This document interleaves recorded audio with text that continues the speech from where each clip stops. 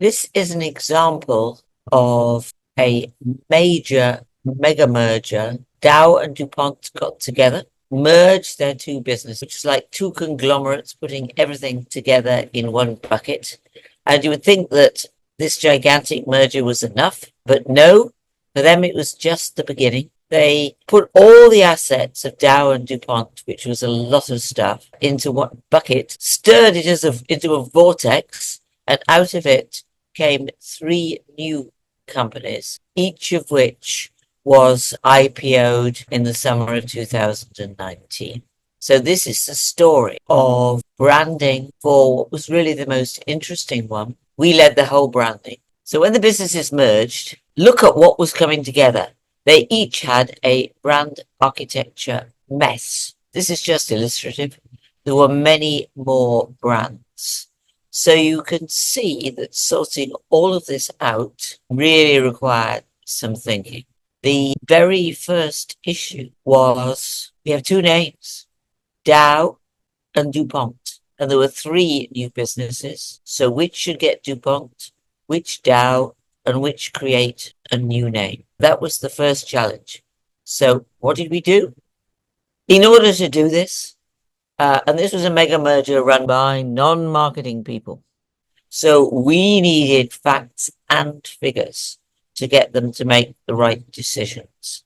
And we did research with in mind not only the naming decision, but also the positioning and go-to-market strategy for the agriculture business.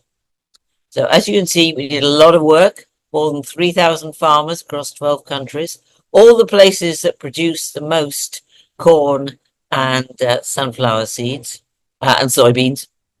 We also went into every major market. They're listed below. I did a lot of traveling and interviewed over 100 stakeholders, including customers, the local DuPont and Dow teams, suppliers, distributors, so we could really get a feel for the market and the brand questions. We also looked at competitors, auditing 20 of them. We looked at key trends affecting the agricultural position industry, because if you're making brand decisions, you need to do it from the future and work backwards. We did financial analysis, as I said. We linked it not just to research data, but also to financial data and did a valuation of each option. We talked to a lot of people. We also reviewed a lot of documents. So first step to do when we got all this data was to say, for the agriculture business, and really there was one decision to make, because DuPont, we actually created a new brand for them when they did it. A few years earlier, had spun off its big chemicals business. So the assets there were mostly DuPont. So that's clearly where the DuPont brand was going. So then we had two other businesses, an advanced materials business and an agriculture business. The agriculture business was most urgent and most valuable.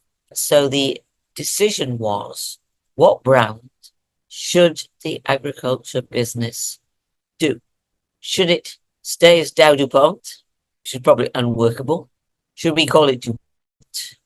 Should we call it DuPont and Pioneer, which is one of the brands you saw on the previous page, which is a major global seed brand that belonged to DuPont? Should we call it Dow? We did look at that. Should we call it Pioneer, the major seed brand which farmers love? Or should we create a completely new brand?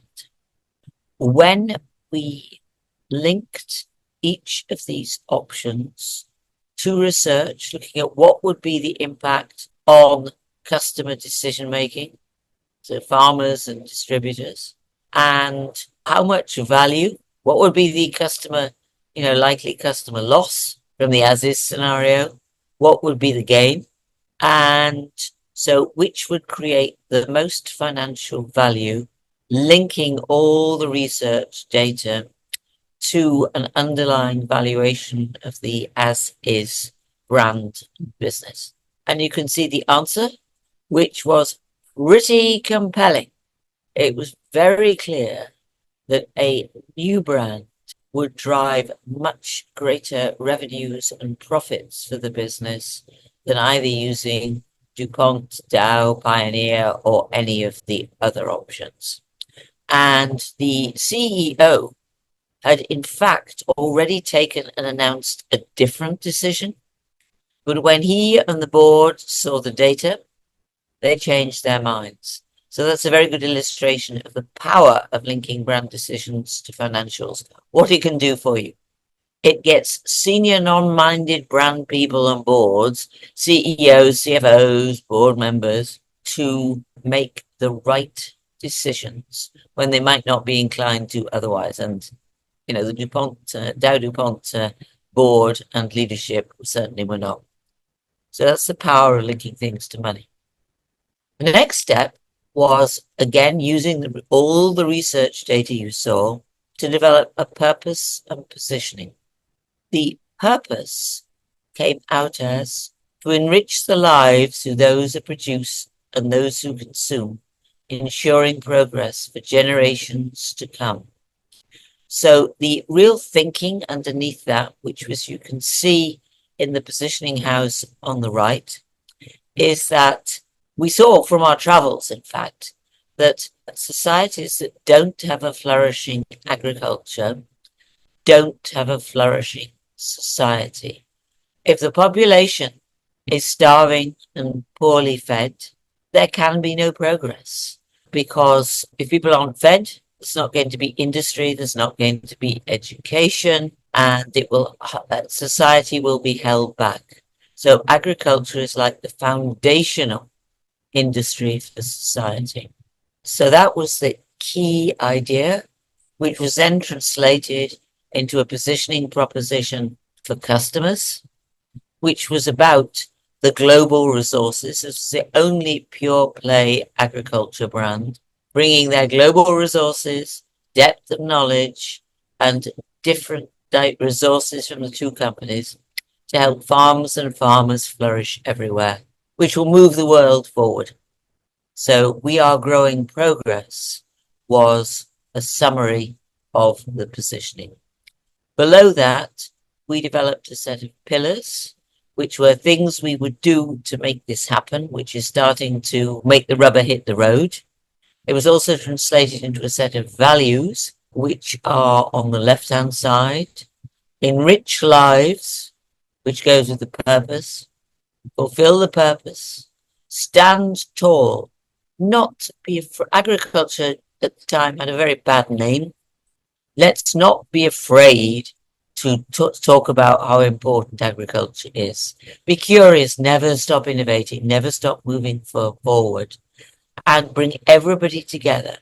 Bring together with all our people across the world, work with our distributors, our customers, our suppliers, companies further down the food chain who take our products and make them into food that's packaged. And be upstanding, which means always do what's right.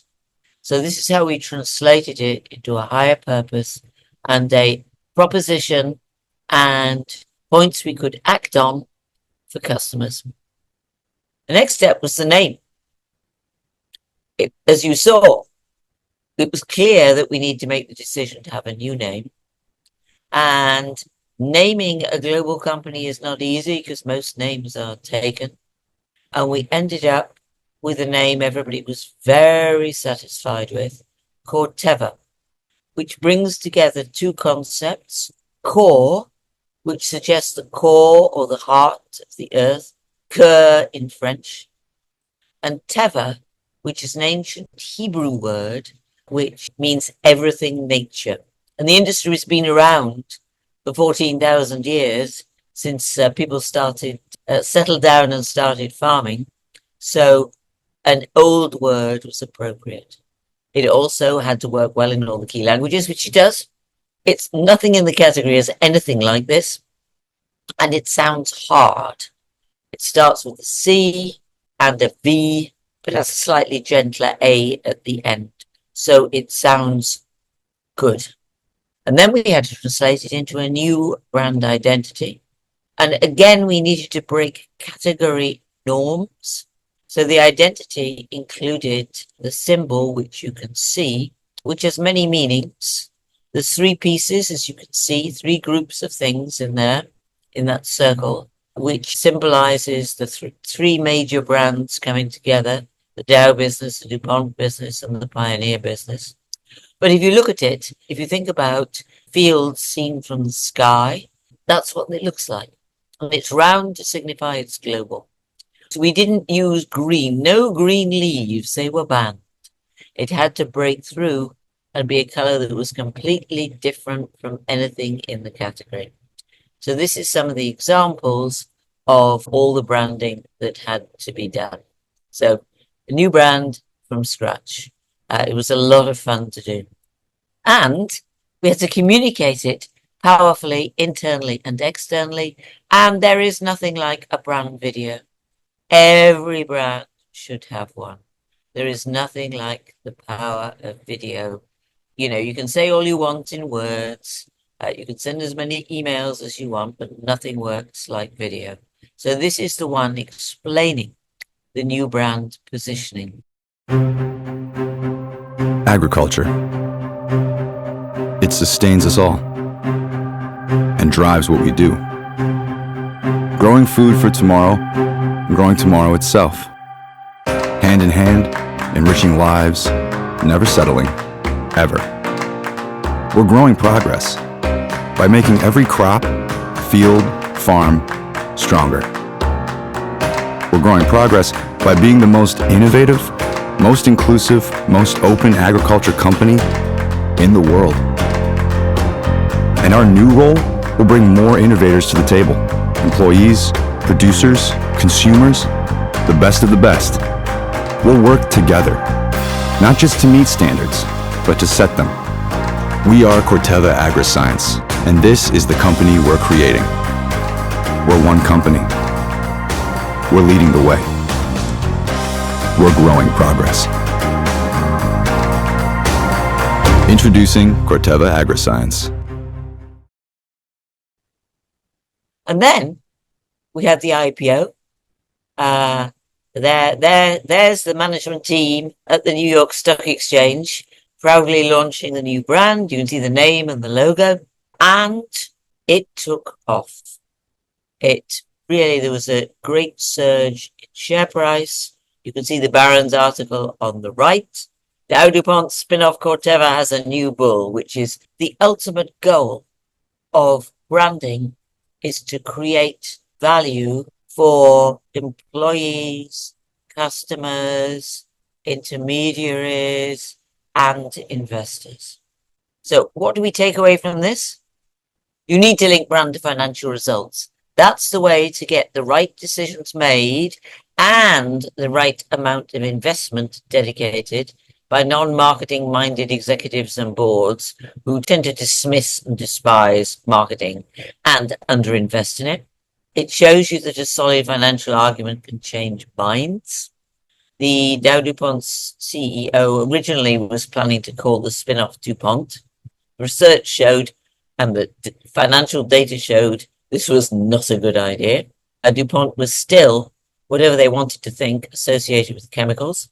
It showed that to create a brand, you really need to understand the market, the customers, the business, the employees, all across the major markets. Without that, you can invent whatever you like, but you won't have a compelling, relevant, and credible brand. The other major learning is take a higher look. Start with a broader societal purpose. We didn't just brand agriculture, say, we're branding corn and soybeans and sunflower, but we have a real purpose and idea, which is very strongly felt, which is the idea about growing progress and no progress without a healthy agriculture. The other thing is the name and visual identity. This was a strategic exercise. It was obviously creative as well, but it was very much rooted in the positioning and purpose. It conveys the meaning, the purpose of the company, It breaks through the category using a different color. It also speaks to employees with three companies coming together. And what did we see? We saw results, creating a powerful brand purpose and positioning and implementing it across the business, which this presentation doesn't talk about it, but was absolutely a major exercise. Was our team, together with the client central team, traveled all across the major markets to get input from the businesses in each market, how to translate the positioning into the offer in terms of product, the route to market, the channels, specific messaging for the market and what should be emphasized, and who should be the main targets. We loved this work because we did it from scratch, and because it was a mega merger, we were able to do it right. Hopefully, there's some sources of thought and inspiration in this.